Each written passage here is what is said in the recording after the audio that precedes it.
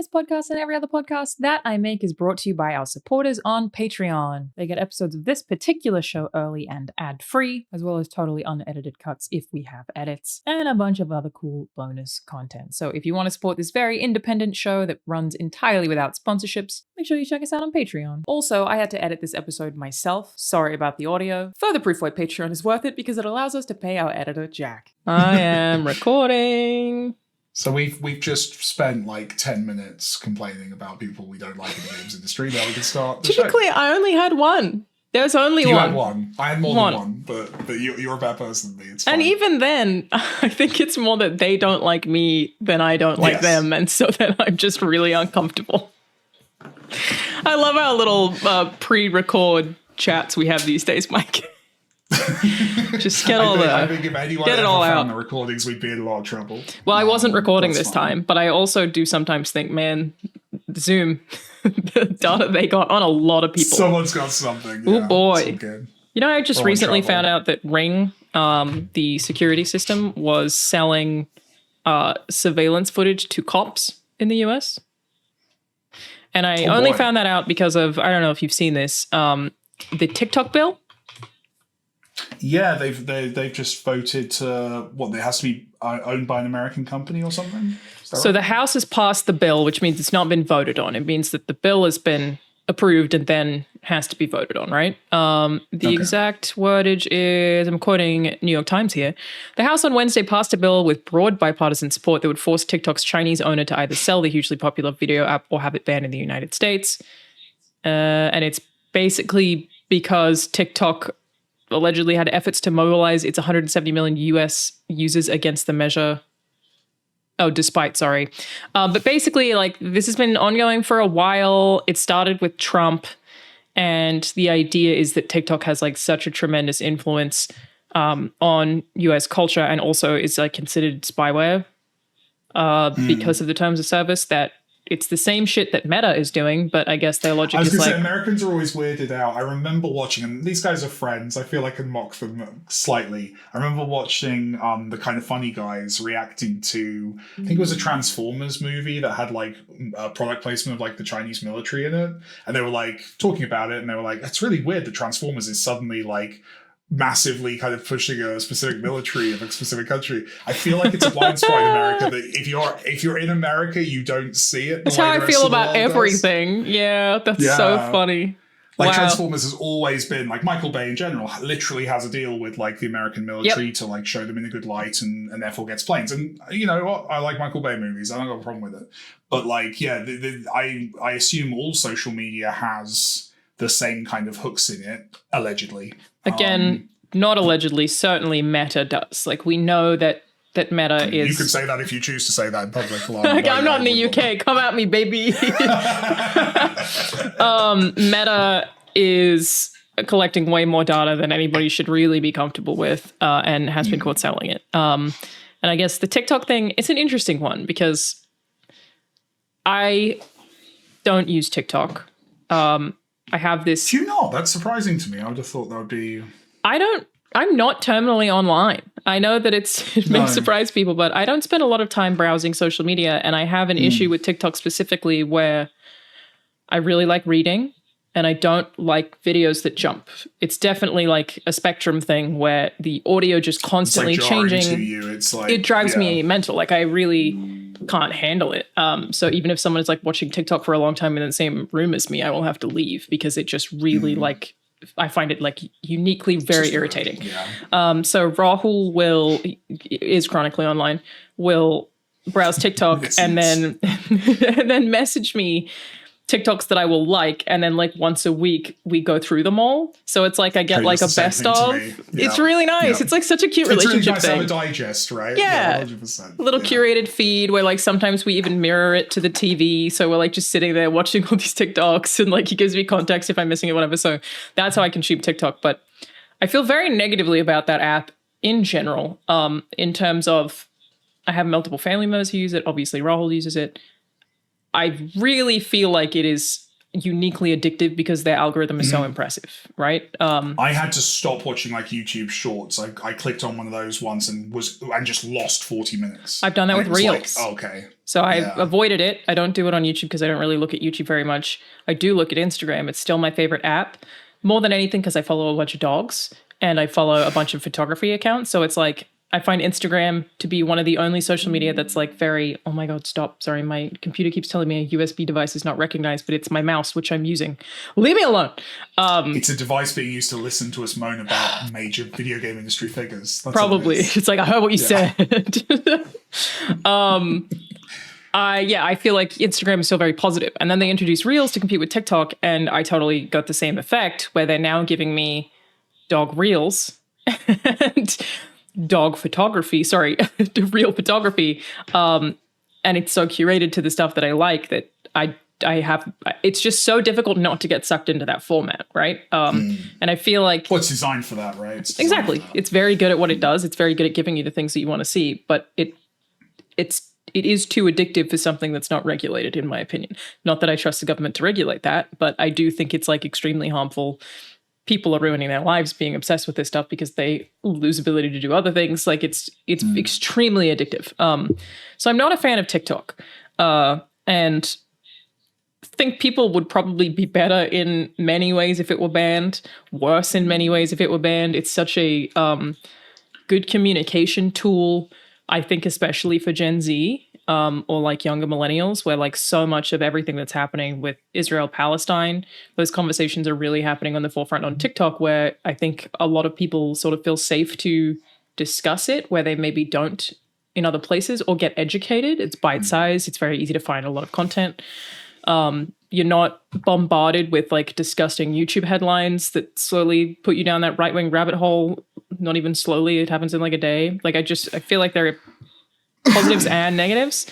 But really the issue that the US government has is with the suggestion that it's spyware, which I can also kind of see, right? Like,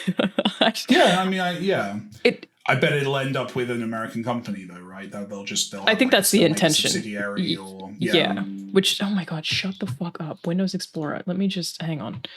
The last USB device you recognize to this computer is malfunctioned. Windows does not recognize it. Try reconnecting the device. It's plugged in. I'm using it right now. Maybe if I just leave that open, it won't pop up again. So ByteDance is TikTok's parent company, and they, to get away with this beforehand, I believe claimed to have a headquarters in the US. And that was the way they were trying to get around it, but they're still clearly owned by the company based in Beijing. So I guess the idea is, that they have... the national security concerns, again, do make sense to me. Like, if you have a foreign app that has access to all data on all Americans' phones, under any other context, that would probably be scary. Like, I understand why that's an issue that the US government has. Where was the phone you're using TikTok on made? Also like, true. If you're concerned about that, like... I don't know. It doesn't seem logical to me if that's such a big concern. Well, Apple... I don't know these things. I'm not a security expert. Same. Apple has historically been pretty good about security, though.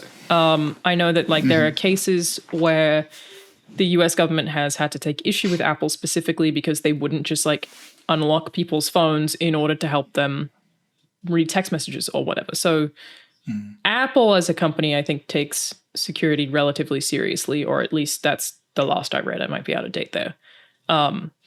Look, there are certainly theories that the US is trying to ban TikTok because the conversations that the kids are having are out of control.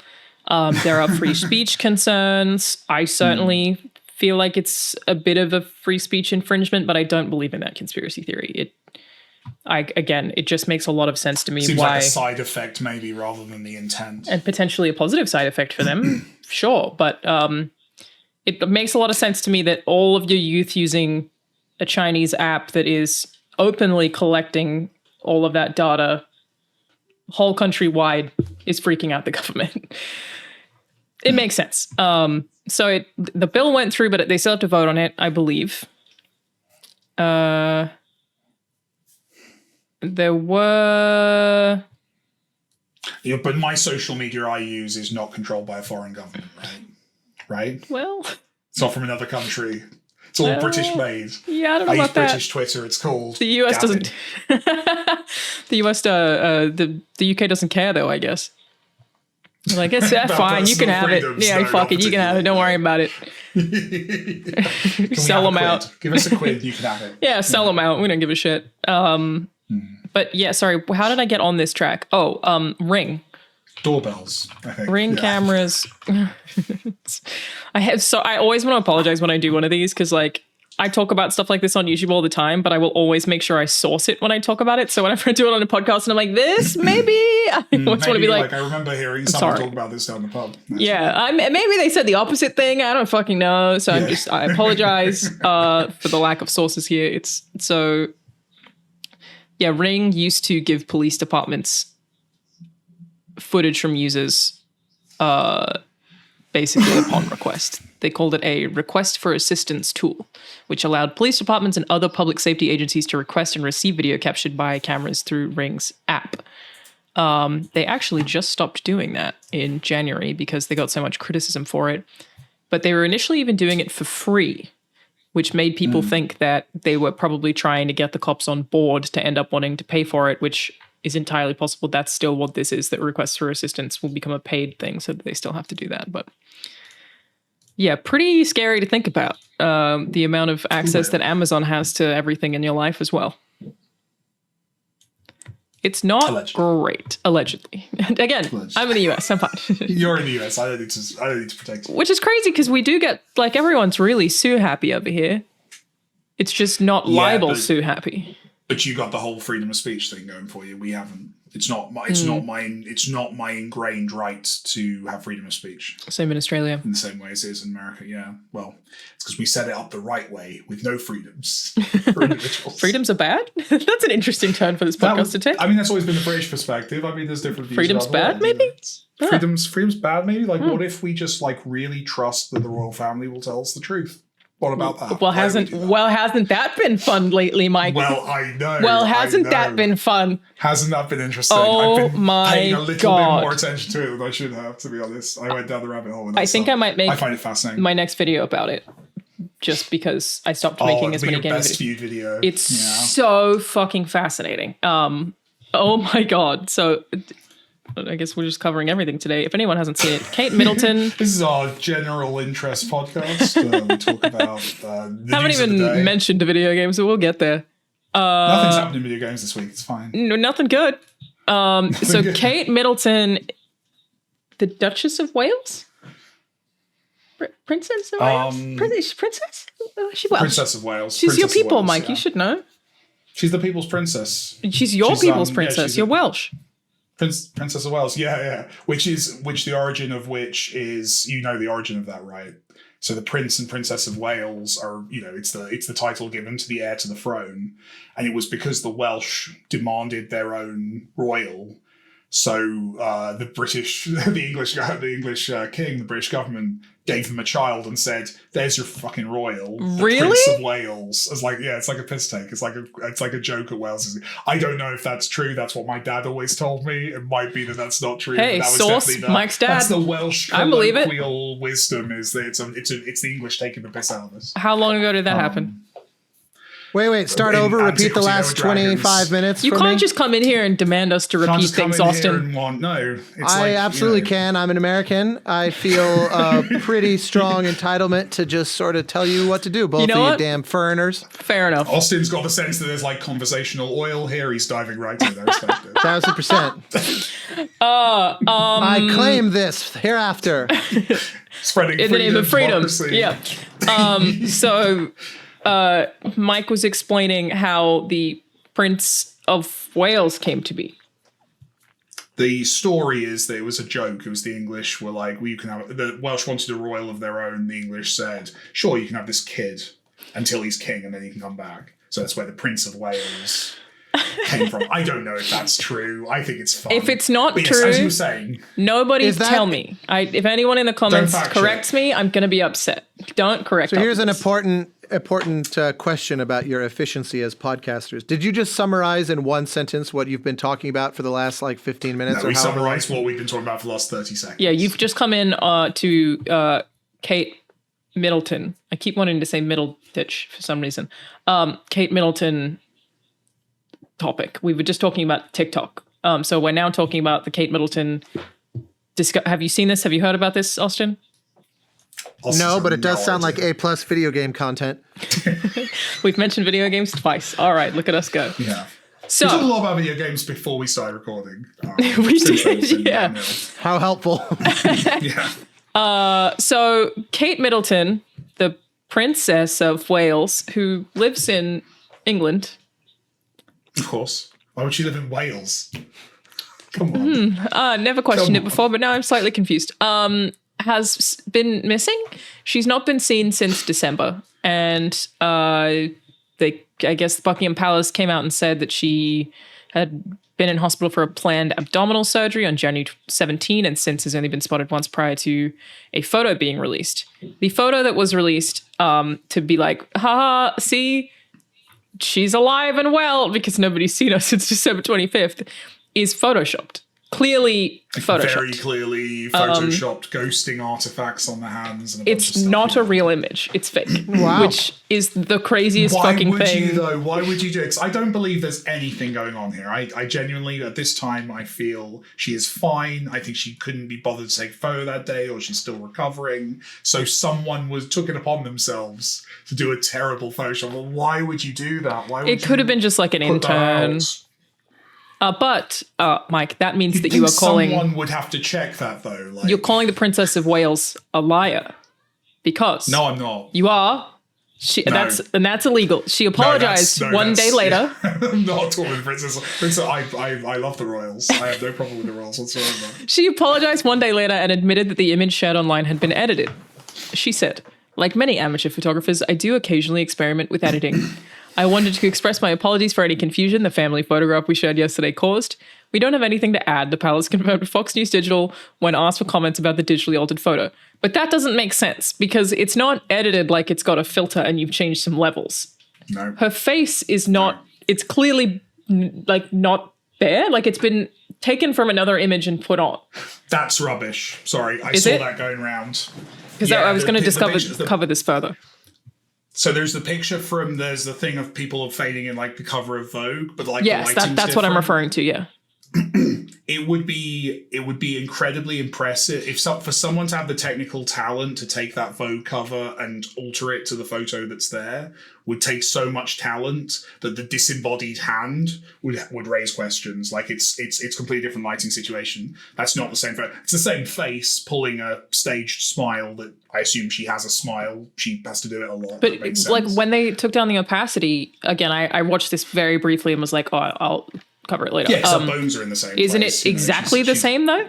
No, if you look at like the lighting's it's a different lighting situation. It would be if that is the case, then it's a weirdly impressive bit of photoshopping to then have like very amateur mistakes elsewhere in the image. Right, like So I think it's real. the weird. So the thing that's definitely photoshopped Austin is her daughter's hand has like you can see that somebody's like erased a piece of cloth, and it's like a sleeve is kind of... But the sleeve is just cut off digitally, so it's like, well, does that mean... Was there an extra bit of sleeve there? Like, it's very odd. Her hands also look a bit strange. One of them's kind of blurry. The other one's not. Some of the lighting is strange. There's also people talking about the kids doing something weird with his hands, but I was like, I've seen my hands in photos do weird shit sometimes. I'm like, what were they doing there? Kids are weird. Don't, hands. And who knows what to do with their hands in photos? Sometimes you just and then that. I just Googled it, and here's my favorite result. Adobe stock price soars amid the Kate Middleton Photoshop fail. Amazing. That's amazing. Yeah. And then that's going to turn out. It's going to turn out she bought a bunch of shares the day before. That's it. It was just she was trying to get rich. It was all in the place. She's like, I really could use some cash. If there's one thing the royals are known for, it's being cash strapped. So I suspect she really needs those Adobe shares to pop off. Amazing. It's so weird as well because that's the thing is like the the royal family's kind of press is like famously mega controlling of messaging and mega kind of insular, and the idea that like clearly a cock up has happened. And I'm fascinated. There'll be at some point. I wish in like Americans 10 years, could get away with that memoir expression. and they'll explain that. Yeah, you What's that? can't say cock up. It's hard out here. No, that's like Okay. I'd love to introduce you to Toby from HR kind of expression. I'm afraid. Apparently, Americans can't say cock up. Yeah, I get it. Yeah, no, I understand actually. Yeah.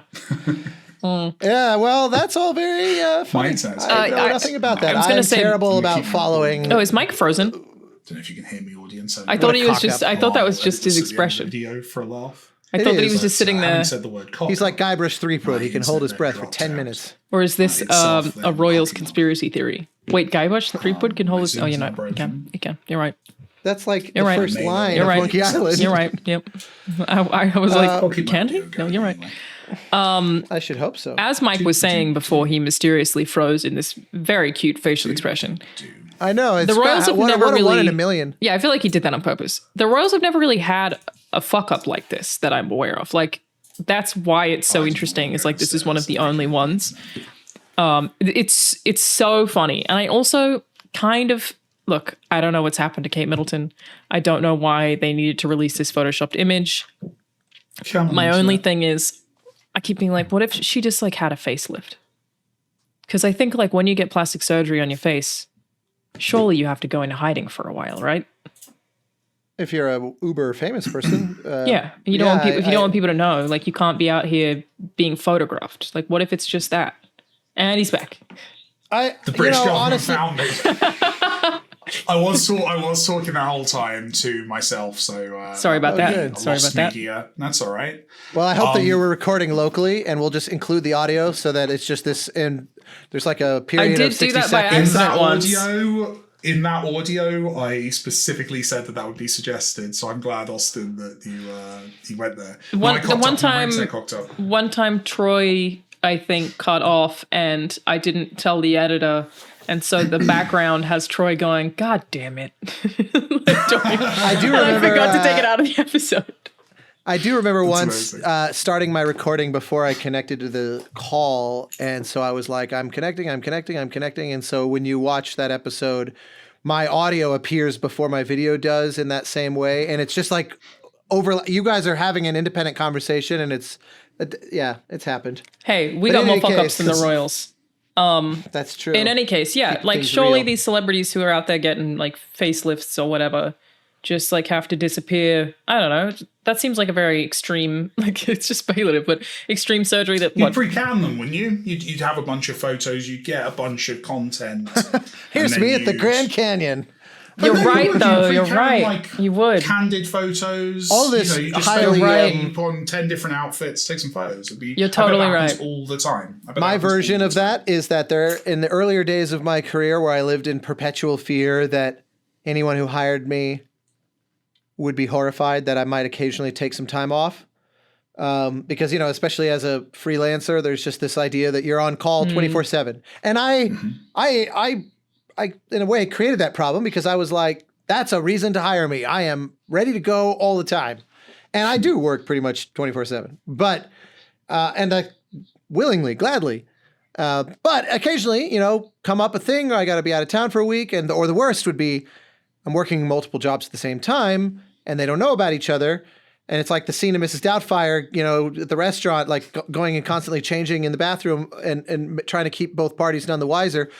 So occasionally it would be a thing where I had to leave town to go record for one project and the other one, thinks I'm busy. So what I would do is I would pre-write emails and I would hold back on music and I would go, here's the latest that I had written a week before, but it just like landed in the middle of my trip to create the illusion that I'm still on the clock. That's crazy, Austin. Adultery. That's fascinating. That's crazy. So that's amazing. It was at some point I realized that you didn't need to silly. do that. Yeah, I would just say to folks, hey, by the way, I'm going to be out of town for a week, so I'll catch you then. Nobody is paying that much attention to and what no you're one doing. would care. No one cares. When you're working with a freelancer, they're doing other gigs. if Yeah, anything, and then there's make an like effort the to, like, work around other people's other jobs, you know. Yeah, I have had people before who constantly apologize. There's one project in particular that I always laughed because every time I would get on a call with them, the audio director, who was kind of my point of contact, the developer, would always start by apologizing, going, "Look, I hate to use much of your time. I know you're busy and you have other things going on." And I'm like, "Yeah, but I agreed to this meeting, Paying so me like, for this. yeah, like we're in it, man. Like it's all good. Like I'm happy to And be that's here." when you took the hat off and removed the green screen, revealing that you were the Bermuda at the time. Yeah, exactly. What you're saying I is respect you thought 10 more steps ahead than the royal family, which is interesting. You're right that is a thing you would do, is you would just like I know the Kardashians. I bet there's a plan. I bet if you work in like celebrity PR, I bet there's like a fucking 2-page guidebook on how to handle like the a plastic Kardashians surgery have brain. done it when I'm sure they have for plastic surgery too, but when pregnant. Right. And it was something like they figured out that Kylie had the same nail color in things that were posted several weeks apart, even though they know how regularly she gets manicures or something. And they were like, she's pregnant. Just because she didn't change the color of her nails, meaning the photos were clearly taken on the same day. It's an arms race. It's an information warfare. It's living with that level of Information warfare. scrutiny. Living Yeah, with I that know. level of scrutiny on your life sounds so beyond miserable. It Yeah. seems like the only solution would be to just dispense with all of that and just not give a shit and just go, like, it would be the only way to cope, I would think, at least for my personality type, to just go, yeah, I'm gonna be gone for 4 months. You've commodified yourself to an extent where that is the outcome, right? Where you don't own that portion of The yourself. thing, yeah, and the thing with like a Kardashian is you would be withholding that information so that the announcement is a PR stunt. Because if that family is good at anything, it's marketing, right? So like, Sure. it's not that there's so much scrutiny on her life that she's uncomfortable. It's that she can manipulate that scrutiny for a marketing break that like works in with their show or whatever the fuck else. So like, I feel like that one's very much an opt-in. Like they want that scrutiny so that they can take advantage of that. Absolutely. I mean, enormous considering audience. that for the longest time, the line about them was they're famous for being famous. It's not like now they've all built like fashion brands and they're all billionaires off of like what they've Are they sort of actually famous leveraged it because of into. O.J. Simpson? Are they the kids of the Yes, lawyer? but I wouldn't have from- thought that would make them famous. There are plenty of kids of lawyers from. I mean, It had kind of anyone is ever like a really massive heard of them in a corporation. mass way until the Kim Kardashian sex tape? I mean, that to me, that's like someone who is famous for being famous. Like a thing I agree. exploded, people were curious, but it's not like they set a world, like an Olympic athlete who set a record, you know, or someone who won an Oscar or one of the. And I'm not even trying to denigrate them and say like they've not done anything. They've actually kind of blown me away for their business acumen the Again. last 10 years, where I'm like, Very good Lord. at marketing. Like they've had such like, a massive influence on so many things. Super like, savvy, yeah. Pretty nuts. But all that aside, I mean, I don't know actually anything about them. I would still say just that they always are thought famous it for was being like- famous. It's just that they've taken Seemingly. advantage of that to make billions off of now having clothing and like makeup brands is what I think they do. I know Kim like it's tried to be a principle. lawyer and failed the test a few times, which is notoriously hard, to be fair. Like respect to her for trying.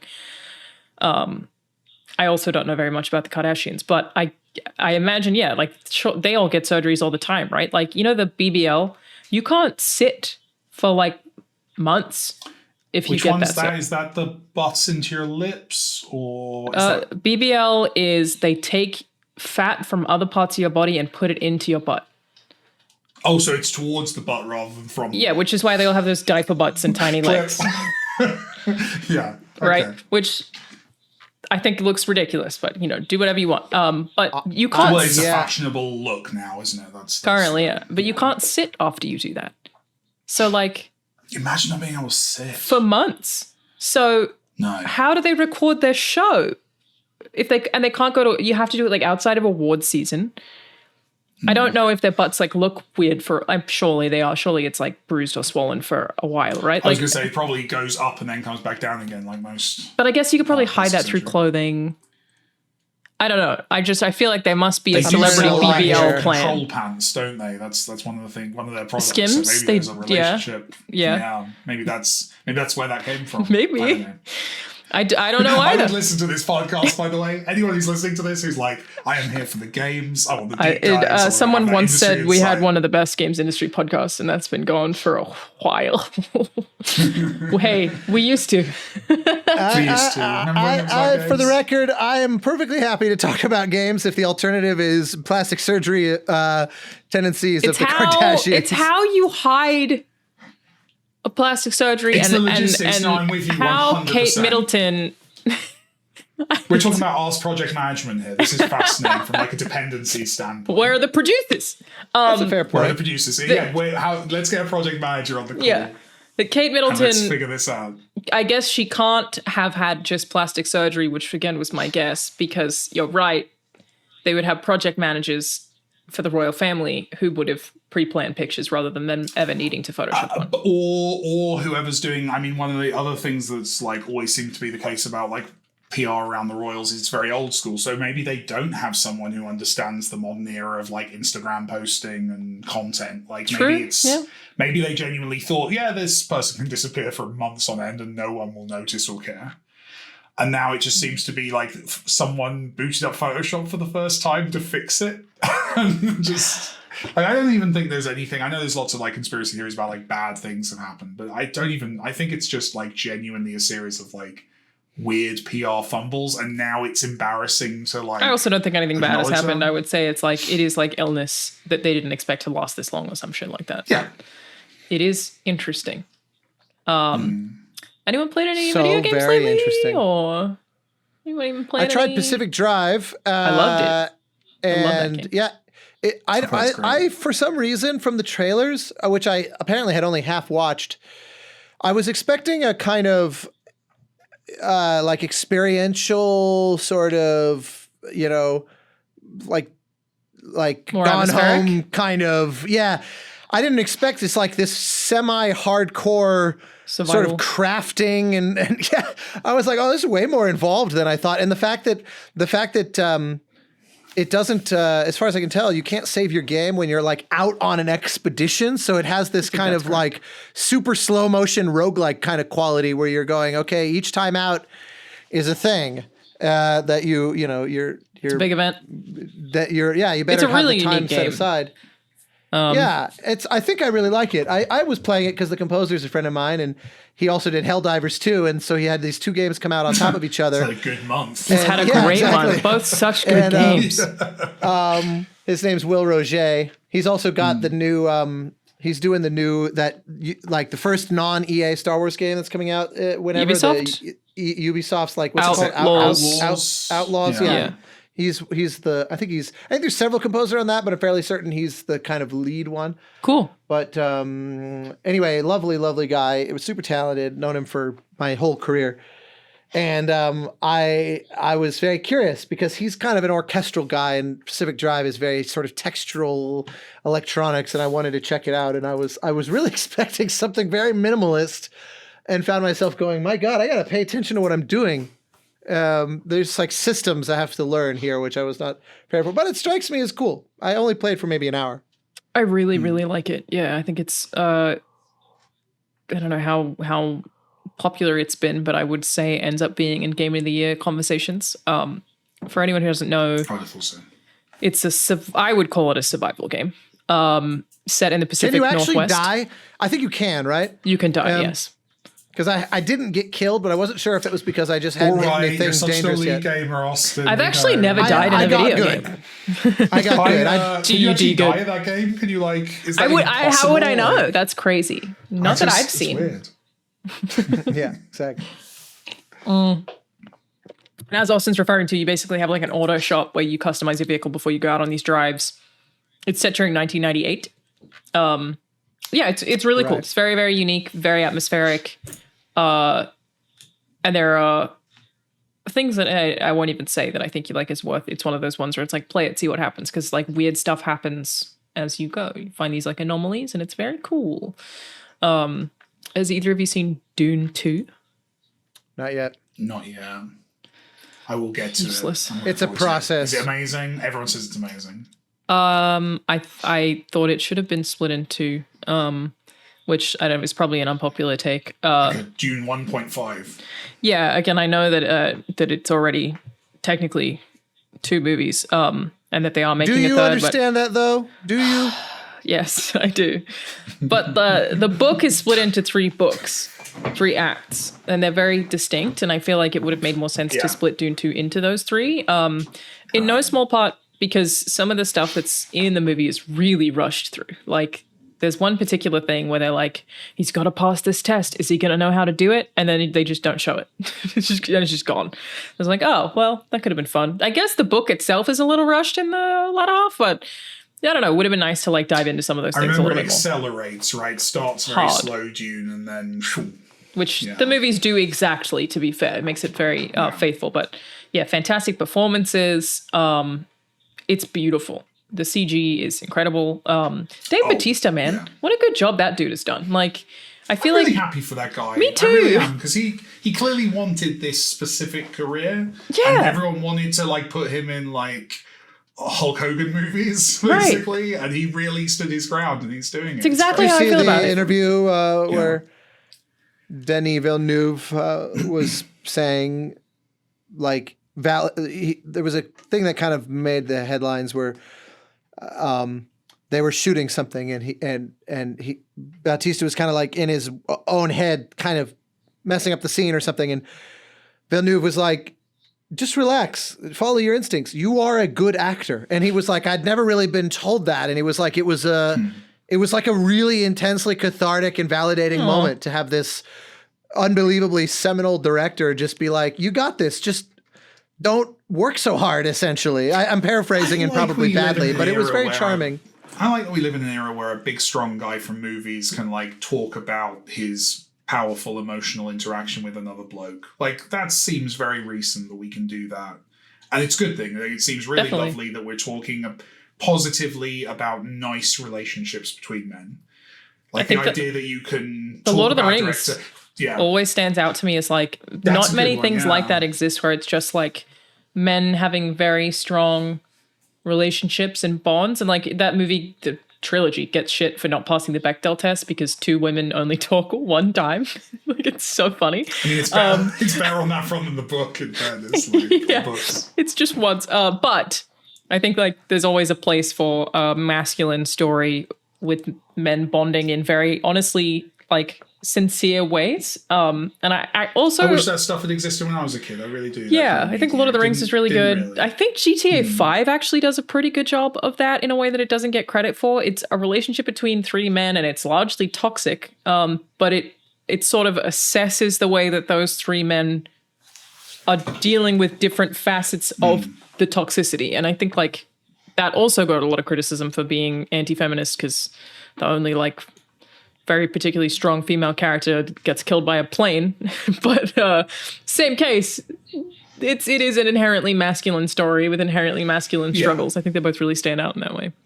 It's good stuff. But like Dave Bautista, it's so funny that we both did it the same way, like he's a child that we're happy for. But I was like, you know what? I'm really happy for that guy. Like he's so easy to typecast. He's so easy to make him The Rock. And he was like, no, I know I look like this, but I want to be in Blade Runner and I want to work with good directors and I want to do this. And he's doing it and he's doing a really, really good job. Yeah, I love him in Blade Runner. So good in Blade Runner. Yeah. So he's really good. I mean, they all are. Everyone's incredible. Very, very, very good effects. It's a lot and it's fascinating. I just felt like it. There were things that I would have liked to have seen a little bit more of. There are some changes from the book, but I don't care so much about that. But like, there are things that like we went and saw it that Rahul was like, what did that mean? And I was like having to explain. In fairness, he can't read. Yeah, I mean, he is illiterate. He's probably on TikTok in the audience. Exactly. Through the benefits. Yeah, he was just texting during the movie kind of in the IMAX. Toxic masculine interaction I want more of in the world. I mean, Austin immediately just dunk on Rahul. Kicked him. Yeah, 100%. I had to like explain the Bene Gesserit and like the Bene Gesserit breeding program in terms of like the manipulation of the breeding program I don't think is actually explicitly mentioned in the films that I recall. Okay. For anyone who's not familiar, this is not a spoiler for Dune. It's established in the first Dune. It's a very big part of it. Is the Bene Gesserit is basically like a series of women who meddle in things. It's it's long-term sorcerers. societal manipulation. Yeah, and they had a breeding program where they were intending to basically create the Messiah that we've seen in the movies by picking pairs. It's eugenics, okay? They were picking pairs to like breed the best possible traits. And Paul Atreides came a generation early. His mother was supposed to have a girl, chose to have a boy. And so it would have been the next generation is what the Bene Gesserit were planning on having the Messiah come. And then he came early. And then he had questions that were like, well, if he came and is fulfilling the thing he's supposed to, why did they flip? And it's just stuff like that like is inherent if you've read the books, and I think is maybe less obvious if you haven't, where it's like, well, because they're like now concerned about the lack of control and that he was able to do all of this without their oversight, and like they've created something that they now don't have control over. That I don't know. I just think that they could have shown more of, or that I would have liked to see more of, even if it had to expand on what's in the novel, But it's such a minor thing. It's just that it's really, really fast. It'll be challenging as well to do because obviously the books are like kind of a direct parody / kind of alternate path on like the hero's journey stuff. But we have spent, decades, 60 years teaching the audience that stories work in a particular way and that dude on the poster is the hero and that this is the story. To try and do in movies, it must be very challenging to swim against the tide so strongly and do something different, because people are just programmed to expect a specific type of story. I don't know if we've spoken about this before, but I have had concerns with the hero's story that I actually kind of think that audiences are so used to expecting the hero's journey that now if you release something that does not follow that formula, they will reject it as bad storytelling. 100%. And I don't really know what the solution is. That seems bad. Familiar, like something we've talked about. Probably. Isn't probably the most famous, may have even been what we said at the time, but wouldn't The Last of Us 2 be a rather strong rebuttal to that, both journey? Because it's structurally not really the traditional 3-act structure that so much of those slot into. The 3-act structure is certainly also a thing, but like the hero's journey. I know that those they're not synonyms with each other. I understand. I'm not trying to make it sound like they are. They might though. Obviously, it's between two characters, but usually the heroes. Depends who you think the hero is, right? Well, I think they both. Isn't that the entire point of the game though? Is to tug at that thread? I'm saying they both might. I would have to reassess, but they both might still follow that structure, literally both of the characters, in that, like if the starting point is usually the hero's reluctant and doesn't want to go somewhere and then has to go somewhere, I wouldn't be surprised if both Ellie and Abby start that way. Like Ellie doesn't want to go out into the world and then has to. I don't remember. I think you probably could draw the parallels. But there are exceptions. I think it's a little harder with movies because I feel like video games are such a powerful tool for empathy. But, Mike, I actually feel like the Dune, the first book until the very end, is very hero's journey. Like I think it is almost one for one. Like it follows that formula up until it becomes about his family. The context of the later stuff that's coloring it. It's been a while. Yeah, maybe. I'm definitely out my depth. I think it's very like. Boy has world thrust upon him. It's challenging because isn't the whole point is that they're constructing a hero narrative. The villains, the characters are the Bene Gesserit are literally creating a hero's narrative. They are constructing narrative. They are your classic kind of writing scripture. But I think he still follows the correct beats to be the hero. That's I guess outside of the reluctance thing, which again is such a common thing, but that isn't always necessary. But like he it's kind of peels off. Yeah, yeah, right. it's also it's starts just the same so way, similar to so many other chosen one stories, which is like not necessarily always represented in the hero's journey, but like it's very chosen one, and thus like so easy to follow because it's so chosen one. You're like, yeah, and he's the one. What's he gonna do? I think the hero's journey falls apart in Dune in an interesting way when it becomes his family. When he's like, I won't spoil it for anyone who hasn't read Dune, but it's also just crazy how often the Bene Gesserit is. So, have either of you read Wheel of Time series? No. Huge fan. So many books. Jesus Christ. The first book is just. I've read that one. Okay, it's basically a copy of Lord of the Rings. It does its own stuff, but it's basically a copy of Lord of the Rings. And I read Wheel of Time before having read Dune, and so much of Wheel of Time, I don't remember what they call it. They have like a union of women who are doing the same exact shit. And I was like, man, he really just like picked the best from all this stuff. And I was like, this, like they're kind of doing the opposite in the Wheel of Time, where like the hero is prophesized they don't want him to exist. So they're going around murdering young boys who seem to have any magical ability to try to prevent the prophecy from coming true. Whereas the Bene Gesserit are kind of doing the opposite. But Buffy season 7. Just like Buffy season 7, Austin. It's I got all the important. It definitely is. It's come a few times. Basically everything's just a remake of everything else in the end. Humans like telling some stories. There's some stories that seem to. There's not one story, but there's quite a few stories that we like to kind of retell and regurgitate. And that is the irony with being the retold. Can we please talk about Shogun for like 10 I'd love for you to talk to. Tell me on Shogun. Have you watched it, Austin? Nope. I've heard. I've heard that it's worth watching, but you're going to enjoy it. The soundtrack is phenomenal. Austin hates music, unfortunately. So that's not going to work for him. True. No, it's brilliant. It's brilliant. I always know I'm liking a show when I'm like, I need to talk to somebody about it. I need to talk to someone, but I need to. No, that's not a threshold for me. I talk to everyone about everything. But like when I specifically want to consume other related media, and I'm like, I need to go back and play Ghost of Tsushima. I need to go and play every video game. It has like an add-on effect. Which great news. It just. I want to live in that world for a bit. We're in that world right now. I don't know if it's one of you who told me this. Right? Again, sorry everybody. We're bad at this. We've spoken before about Ubisoft having this department where they literally have a group of people. That's me, yeah. Okay, I'm obsessed with them. Who predict trends, right? Their job is like they assess what the next trend is going to be in however many years, and then they make the thing.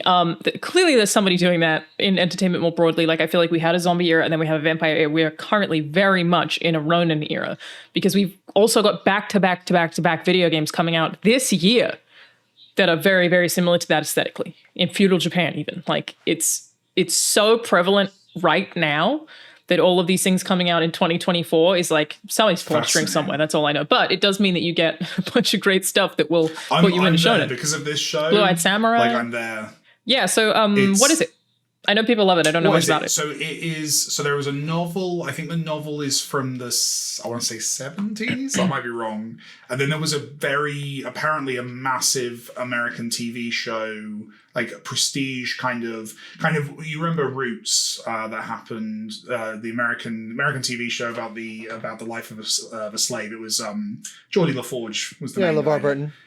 Yeah, it was that kind of created kind of an idea of like the prestige TV show that was played over the course of a week. And Shogun was kind of the next TV show that kind of took that model, and it was kind of pioneering at its time. I think it was... Was that not Sopranos that did that? No, this is way before Sopranos. Okay. This is like in the... Sorry, it's called Roots? 90s. Roots is the one... Roots was a massively important show about slavery. And then that kind of set precedent of the kind of, we're going to do a TV show that's like, there's an episode Monday, Tuesday, Wednesday, Thursday, Friday. Oh, every day. I see. Yeah. 77. Anyway, 77. Shogun was... Roots. Sorry. Yeah, so sorry. Shogun is 80s, I believe. But it's an adaptation of this novel. And it's massive. And at the time, very pioneering for like an American network TV show. It's largely in Japanese. It's largely not like cast, obviously, and at the time that was kind of a surprising thing for like such an expensive TV show. This is the remake of the TV show based on the novel that's just come out. I see. Or is coming out, and it's amazing. It's so good. It's I don't know anything about it from like a where it's going point of view, so I literally know the story of the first like 4 episodes. But effectively, it's an Englishman who's fighting Catholics in the 1600s, manages to find a route into Japan, which has been completely blockaded by the Catholic Church at that point. So the rest of Europe don't get to trade with Japan. They don't. It's almost a mythical land. No one knows about it. This guy gets through and finds himself in the middle of a civil war.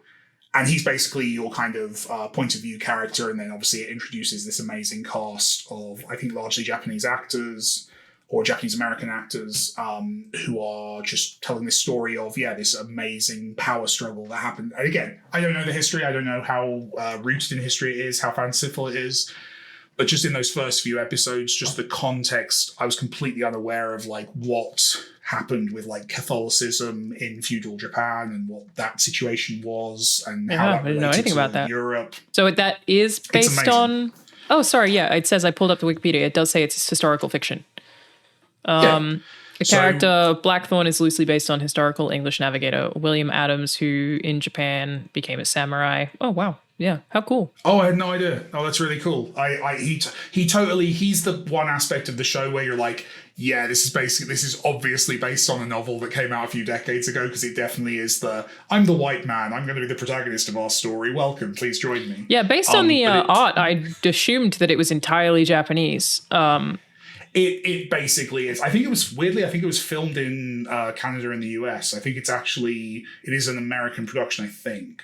But the cast is Japanese. It is American, It's largely Japanese as a language, with lots of fun with the fact that half the cast are talking Portuguese, which is English in the show, and you've got kind of the fun translation gags that you would expect. But it's amazing. It's definitely someone looking at kind of the HBO kind of, if you look at like Game of Thrones or more recently Warrior. Like going for like the prestige historical drama as we now know it, and going, let's throw every amazing actor at this, let's tell a cool story, big scope. And I assume what's going to happen is, I get the impression this English guy is going to become either less and less important or kind of subsumed by a much bigger story. It kind of keeps growing in scope every episode. The soundtrack is it's Atticus Ross, and it's avoiding every cliche of exactly how you would expect a TV show set in feudal Japan to sound. It feels just fresh. A lot of pan flutes. It's avoiding all of that, which is great, and it's kind of but it's just his thing is usually directed, I haven't heard it, but written. His normal go-to is kind of industrial electronic. Cool. It genuinely sounds more like Social he's part of Network Nine than Inch Ghost of Nails. Tsushima. It really does. So, it's Atticus Ross, Leopold Ross, and Nick Chuba. Leopold's his I'm not brother. familiar. But normally Atticus Ross's big gig is he's half of the composition team with Trent Reznor. That's how I knew the name. They've won 2 Oscars now, and it's just working. I'm not selling it very well because I'm knackered, but it is just genuinely. Yeah, I was gonna watch it, but now I'm not gonna. Yeah, actually, that's how bad your pitch has been. I'm gonna go watch Dune 2. How many episodes is it, or are they all out, or with 4 in? I assume it's the standard kind of 10 episode. Is it weekly? Feels like a 10 episoder. Yes. Okay. Yeah, it's on. I don't know what's FX in America. In the UK, Hulu? It's on Disney Plus. Okay. Yeah. Yeah, because I just finished True Detective, which did not nail the ending, unfortunately. I was so excited. The first few episodes, everyone was like, "Oh my god, this show is finally as good as it was during season 1." And it seems like universally, by the end of the season, everyone was like, "What the actual hell?" Thing again, where they built up and then just did not stick for landing? Because that was why I assumed. I was reading all the like excitement early on. I was like, it's going to be the same as last time. There are a lot of issues. Hello, Benjo. It's Jodie Foster's incredible and makes it work the whole way through. It does lose its own steam for a variety of reasons, though. It's ultimately not satisfying in the end, but it's not just the ending sucks. It's like it gets there. It falls apart slowly from episode probably like 4 onwards, unfortunately, because I really wanted to love it. But Jodie Foster is still very, very, very good, and it's got some really interesting writing choices. Yeah, some things that I really like, some mysteries that are just not as compelling as it thinks they are. Ups and downs. But yeah, I've also been watching the latest season of Curb Your Enthusiasm because it's the last season of that show, and I love that show. You know what? I hated the first episode. Back on board. Okay. The first episode to me felt like, oh, Larry David rants at stuff, and they were just doing that the whole time. It was like just a montage of Larry David ranting at stuff, which is the whole show, but it was like too much. I mean, literally, that's the show. You know, sometimes when a show feels like a parody of itself, that's what that felt like. It felt like somebody else trying to make Curb, but I feel like the last few episodes have gotten back on board. Or whatever it is they call it. Yeah. But I'm happy to start watching Shogun again. Time. Yeah. Oh, Shogun, you're going to love Shogun. Sorry, go on, Austin, sorry. Well, I was just going to say, at some point it seems inevitable that a show would become so self-referential and sort of self-aware that it's not really whatever it started out as, but it just starts to become this thing that's folded back on itself.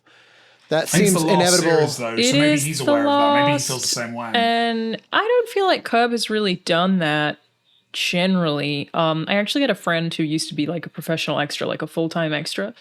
And he worked on Curb. He's in an episode as a bartender, and every time I see that episode, I go, it's Andrew. Currently works at Sucker Punch.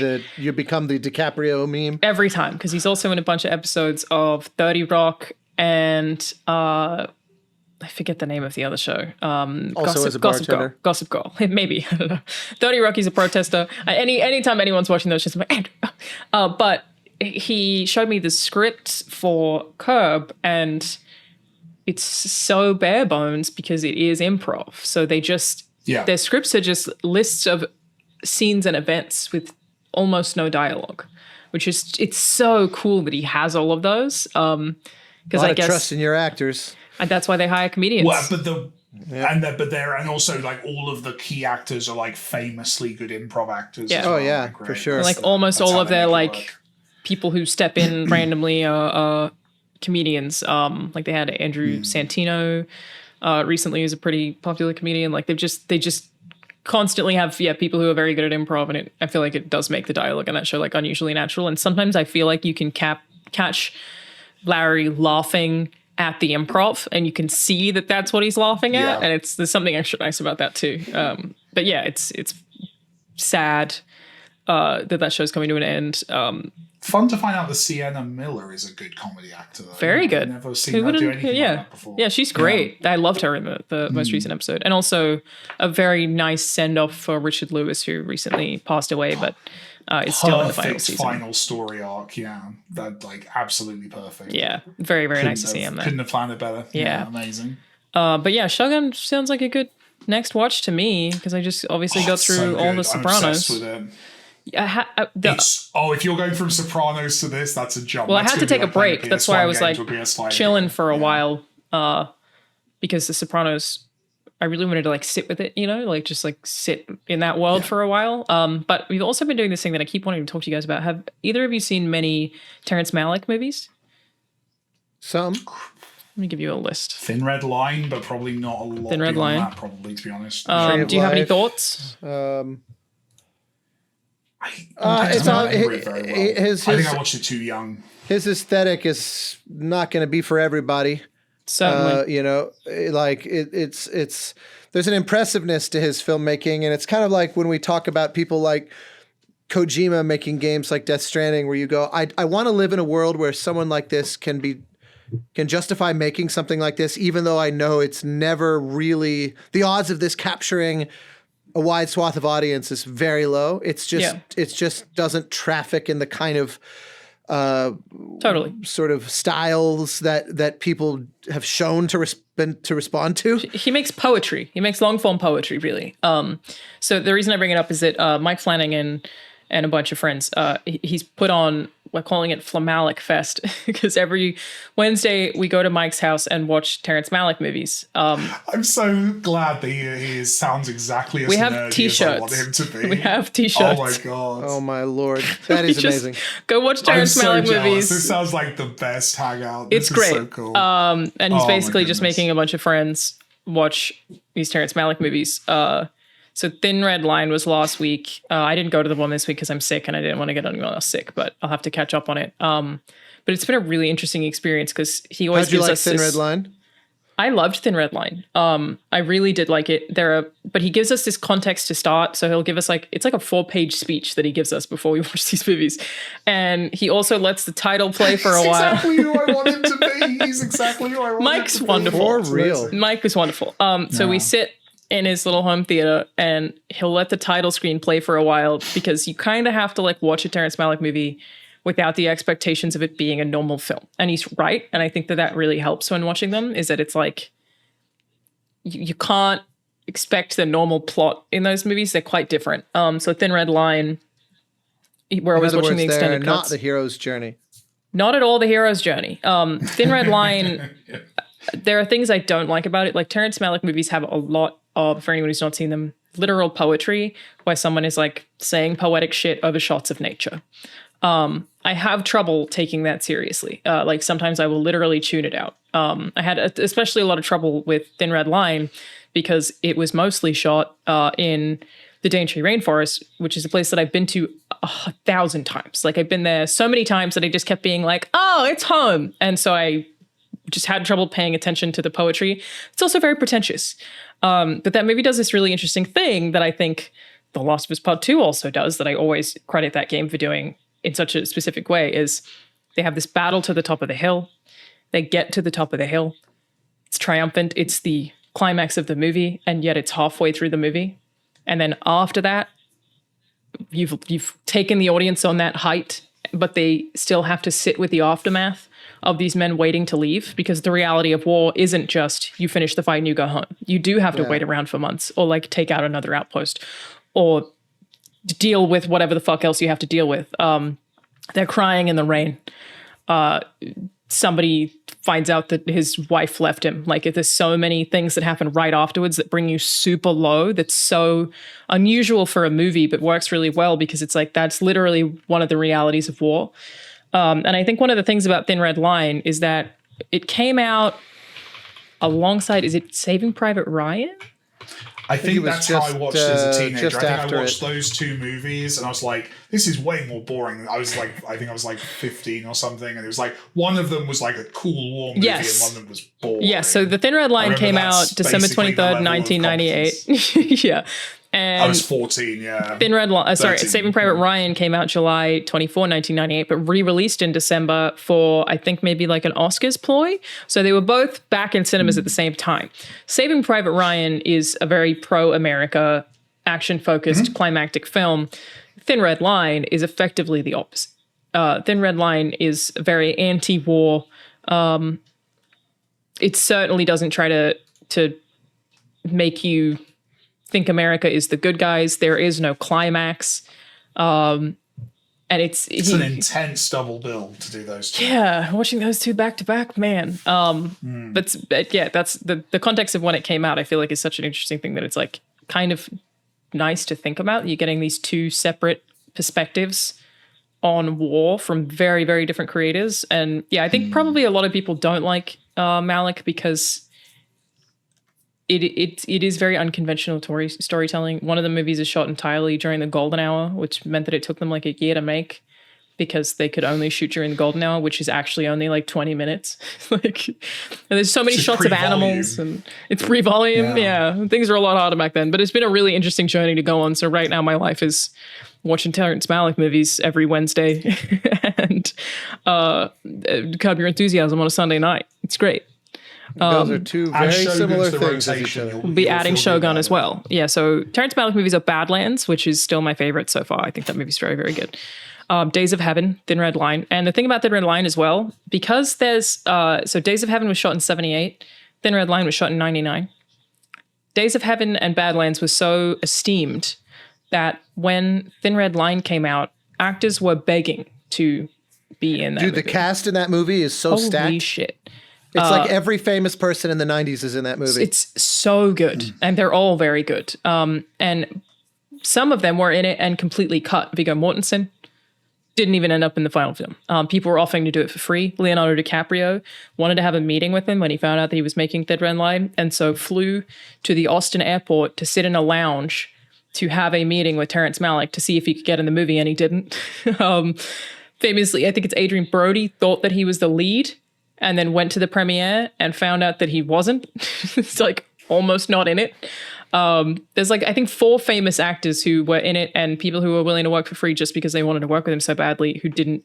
You can maybe hear their Terrence voices. Malick isn't he also like super famously reclusive? Like there's like almost no photos of him and stuff. Like he doesn't really speak very much. There's some photos. Yeah. I mean, the 2 on his, he's 80 now, but the 2 on his Wikipedia are both black and white, which is saying like he's something. not out in public. He doesn't ever do, red carpets and that kind of, like he's very, very intentionally like keeps to himself. The Wikipedia says, while the perception of Malick as a recluse is inaccurate, he is nevertheless famously protective of his private life. His contracts contradictory. Fine line between those, yeah. His contracts stipulate that his likeness may not be used for promotional purposes, and he routinely declines requests for interviews. Because that doesn't make you a recluse. You could be private and not reclusive, right? Because you could go out and just not share shit about yourself. Oh, that's true. Yeah, you could be like, different things. That's fair enough. But it's pretty hard. On the world stage. It's pretty hard as a person with some level of public profile. It's to avoid being photographed as much as he has. You have to pretty much not go out. You have to work on that. Yeah, that's true. Yeah, like especially in today's day and age, and he's still very much alive. It's worth mentioning on the topic of he the could Korean lead disappear line. for 4 months and no one would worry. he's getting a facelift. The Thin Red Line is one of the also considered one of the seminal Hans Zimmer scores of the 90s. Yeah, and it's very good. It's one of those that he for his association with like massive blockbuster kind of summer action films and things, like in the 90s, you would have movies like The Rock and Crimson Tide and what was that George Clooney movie with Nicole Kidman, The Peacemaker. It's like one big action film after another is kind of his MO. There's obviously exceptions. Late 90s, there was also As Good as It Gets with Jack Nicholson and whatnot. But this was very much the era of, we were just about around the corner from him doing Gladiator and Mission Impossible 2, which were both in 2000. So he has the Thin Red Line. But I think a lot of people will forever associate the music of that film with the initial trailer that came out of Michael Bay's Pearl Harbor, which was Rahul showed me that. I think. Yeah, and the Thin Red Line scores that trailer better than any. It was one of those where it's like it galvanized a renewed interest in that score, and that one cue in particular that's called "Journey to the Line" is like the quintessential Hans Zimmer slow build, where it starts almost at nothing, and over the course of like 9 minutes, it becomes this absolutely gigantic sound. It's one of the saddest pieces of music I think I've ever heard. I find it to be interesting, emotionally overwhelming almost. Like it's so sad. I don't know if that's it probably is intentional. I mean, it plays in very bleak parts of the Thin Red Line, which related. Were you familiar with it before you saw the movie? Yeah, but it I guess because certainly nowadays hits different when you see it in the movie, which, a lot of people die in that film, which, does not follow the hero's journey.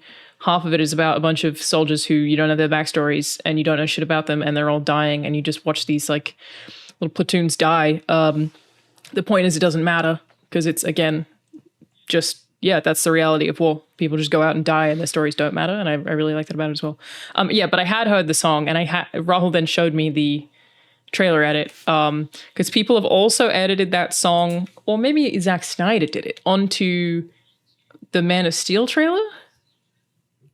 They may have. I think so. It's an edit. It's a very popular piece, but it for sure played in the theatrical trailers when you would go to a movie and they're showing the trailers beforehand. Because I remember I was in the theater. That's always been that's me and the DiCaprio meme where, I remember seeing the trailer to Castaway with Tom Hanks, and they were using the music of Braveheart or the music of the Wesley Snipes movie Drop Zone appearing in the trailer to The Mask of Zorro. Like it before the era of bespoke trailer composers like we have now, it was frequently just grab some other recent film that has the vibe right and license it. And Thin Red Line in the Pearl Harbor trailer was especially memorable because it made the movie look like a Saving Private Ryan caliber film, you know, like, and I'm one of those that I think Pearl Harbor has like a few scenes that are of that level. And then it's like encased in this candy wrapper of a totally different movie. Yeah. I feel like Team America just ruined that film. Like, I think it was bad beforehand, but Team America, I think, calcified its status. I think unavoidably. I was going to ask you, Austin. I think this is true, but correct me if I'm wrong. Feels like that's one area where games trailers are different to film, is because of the way music is made during the process for most games.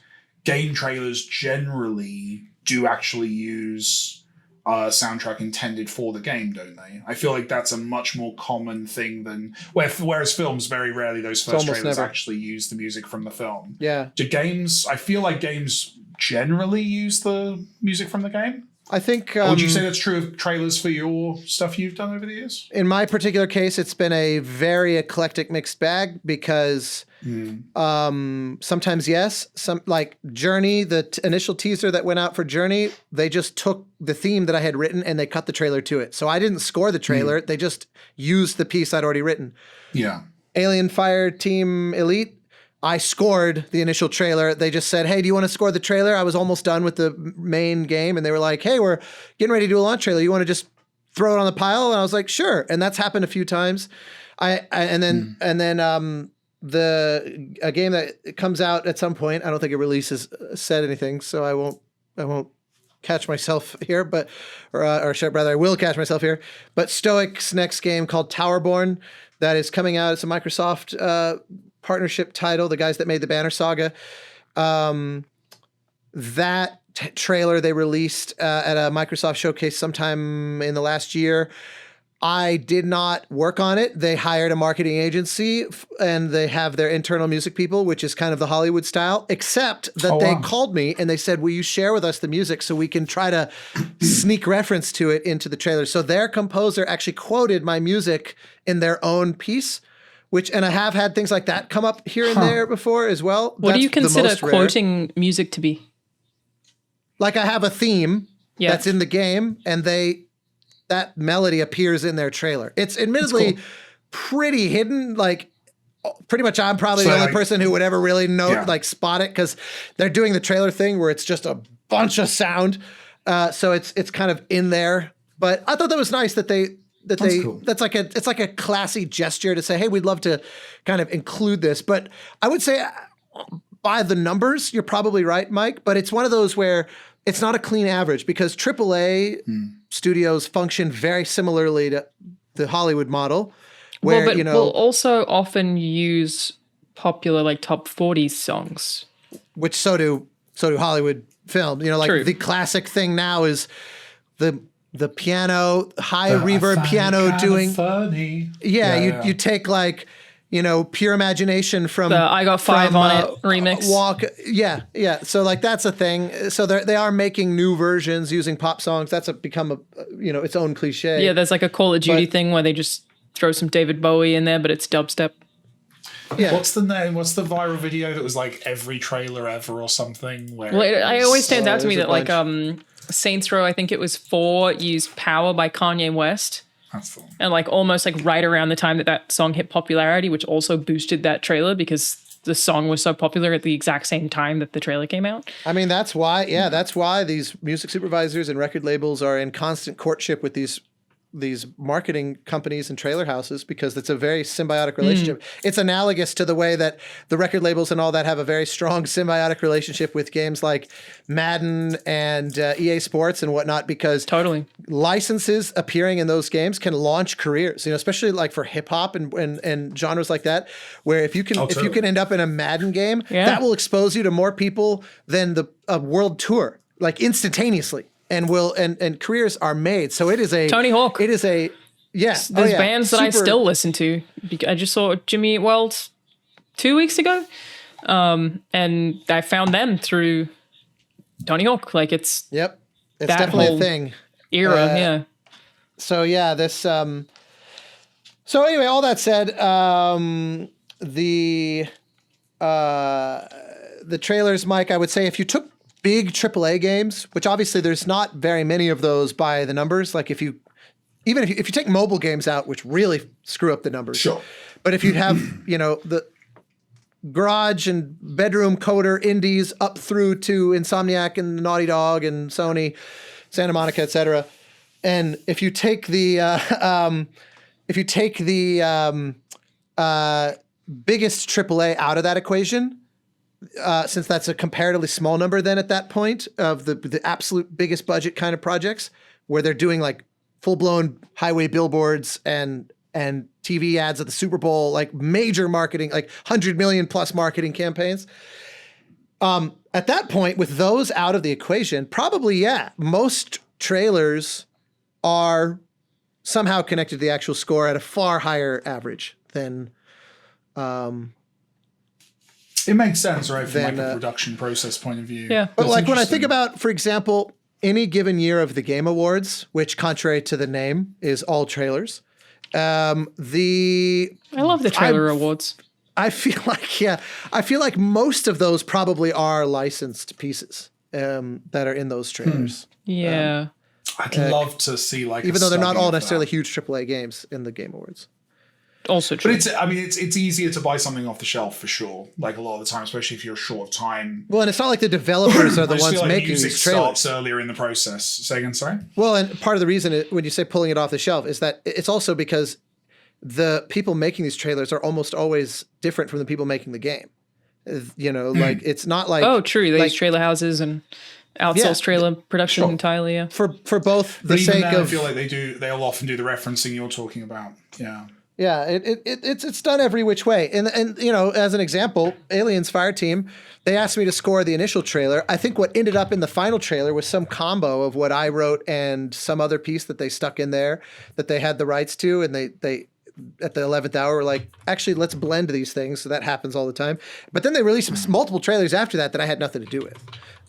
So it's just sometimes also because there's a whole art to it. People that work in advertising, this will be very, very familiar to them, where they always talk about the cut downs. You have there's the 2-minute version, the 1-minute version, the 30-second version, the 15-second version, the 5-second version, because there's the one that goes out on TikTok. There's the one that goes out that's on YouTube. There's the one that might play, an actual terrestrial, like cable TV rather, that kind of thing. Your deliverable in that world is the suite of different versions. It's not just, I did the thing. You have to actually come prepared with all those intact. And at that point, it starts to become specialized and tedious enough that the people that are making the thing are like, I don't have time for this. I have to actually finish the game. With Dan, that's why I like working with Dan, who's done the music on my last few things, and he comes from pop music, so he's brilliant. He's very happy doing all the radio edits and the production it's a thing. That way, it's and absolutely that's worked really well for us. No, the people that are like super, they think in those terms. It's like they anticipate that ahead of time, and so it's baked into the music. Journey to the Line from the Thin Red Line. There's no trailer edit. Or actually, I guess it's a horrible example since it's so famously associated with the Pearl Harbor trailer. but it wasn't intended in that way. It certainly was not intended because done in that way, no. They took like 90 seconds from what is literally like an 8-minute piece. It's the same with that track from The Fountain, right? The Clint Mansell. Was it Death is the Path to something? I can't remember the name of it, but yeah. Another very famous one that was used in the trailer and in trailers and stuff was the Requiem for a Dream. There's like this one very famous piece from that score that just ended up everywhere afterward, and it was not written for that. But these are increasingly rare. I love that song. They hire him to do the theme for, was it Mass Effect 2? They got Clint Mansell in to do 3. Because of that? One theme.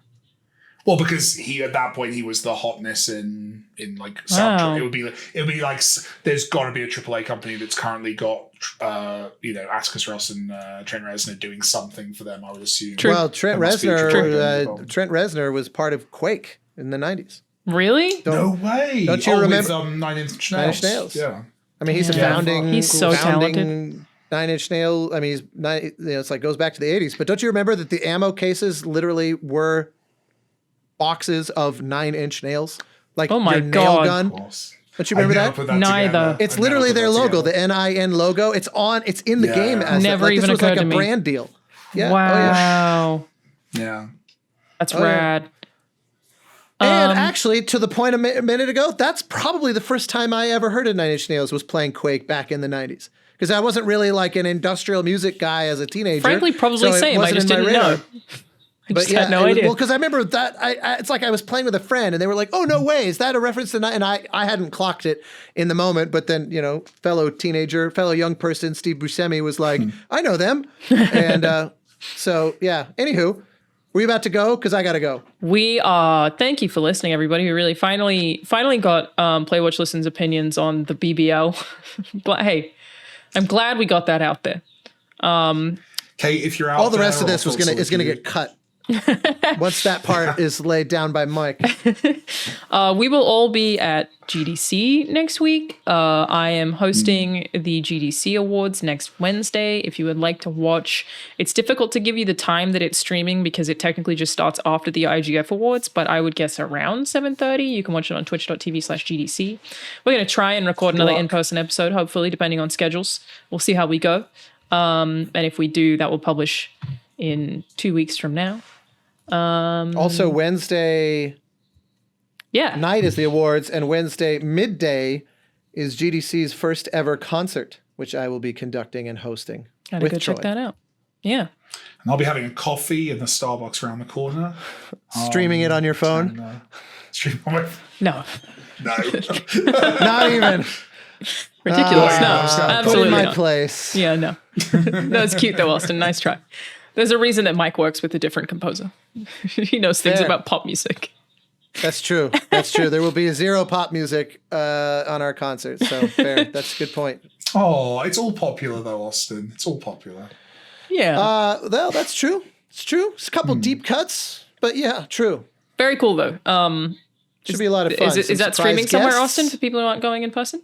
I think so. Should be. Okay. It's certainly being recorded and will hopefully end up on GDC's YouTube channel at some point, but it'll definitely I'm almost certain it'll be streamed in the same way that the awards are. It's cool. They normally have a keynote as the opener. It would be like Phil Spencer talking about the state of the industry or something. And then for whatever reason this year they decided let's not do that because they reached out to me several months ago and said, "Can you plan a concert?" And I was like, "Can I do whatever I want?" And they go, "Yeah." I think So- I might have been part of that last year or the year before. The keynote. The keynote? Did I do the keynote or did I? That was you dressed as Phil Spencer. talking Me, about the same me and industry. my blazer and my video game T-shirt. I remember them announcing. I remember don't like remember. ages ago, like 12 years ago or whatever. I remember it was at that keynote that they unveiled Little Big Planet for the first time. That's one of my random early GDC memories. Was the first ever showing of that was during the GDC keynote because back then it was. I remember watching that online. Yeah, It was a little more E3 S. esque in a way. Yeah, it it was was. like kind of important reveals and. Anyway, so yeah, Cool. GDC next week. We will Yay. see you there. I'm Alanah, I'm a video game writer. That's Austin Winter. He's a video game composer. That's Mike Bidley. He's a video game director. We will see you in 2 weeks. Bye.